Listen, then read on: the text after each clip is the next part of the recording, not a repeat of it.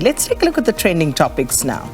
And first up this morning, hashtag Busisiwe Mkhwebane. And the thing about the trends this morning, they actually mirror the news stories quite nicely. So first up is this, the public protector, the suspended public protector. And yesterday, of course, in the National Assembly, the vote for the motion to remove her from office was successfully carried and by an overwhelming majority in Parliament. So this has now paved the way for Busisiwe Mkhwebane to be removed as public protector, and she will then become the first head of a Chapter 9 institution in South Africa to be impeached. And we'll be in conversation about this with Professor De Vos in a short while to talk more about this outcome yesterday. And the next one is hashtag Supra Mahumapelo, and the netizens basically talking about how Supra and others were also mentioned, have actually turned against Mkhwebane because Supra, of course, along with others in the ANC who were given a marching order, voted for the removal of Advocate Busisiwe Mkhwebane, but he was, of course, singled out as one person worthy of talking about in this regard. So people saying, well, when it comes down to it, stomach politics, you will do what you must do. And here is Supra now voting against Busisiwe Mkhwebane. So that's why he's trending.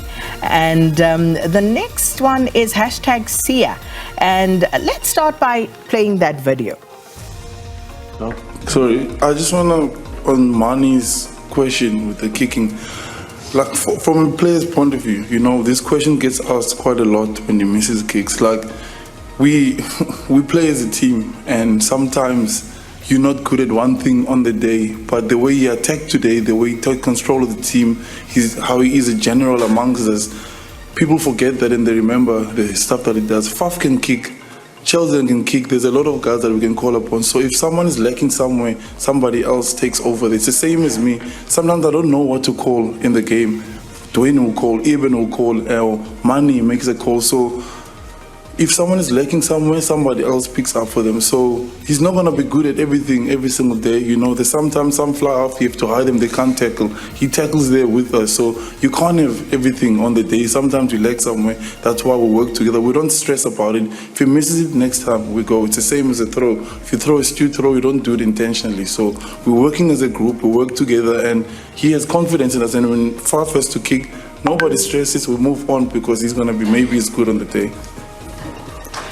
Thank you. Oh, well, that's the hashtag Sia. And yeah, Sia for president. I want to play in Sia's team because I think this is what lifts a team. This is what makes a captain, making sure that he protects his players, and rightly so.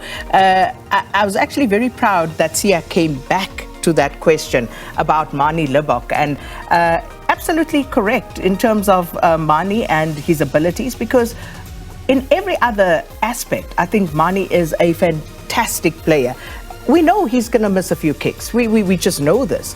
And Sia's right. The others will pick up the slack. And this is the thing. I think this Springbok team, when you watch them, you can't help but root for them. And this, I think, justifies why there was that wait to see whether Sia would be fit for this World Cup, for his inclusion into that squad, coming back from that knee injury.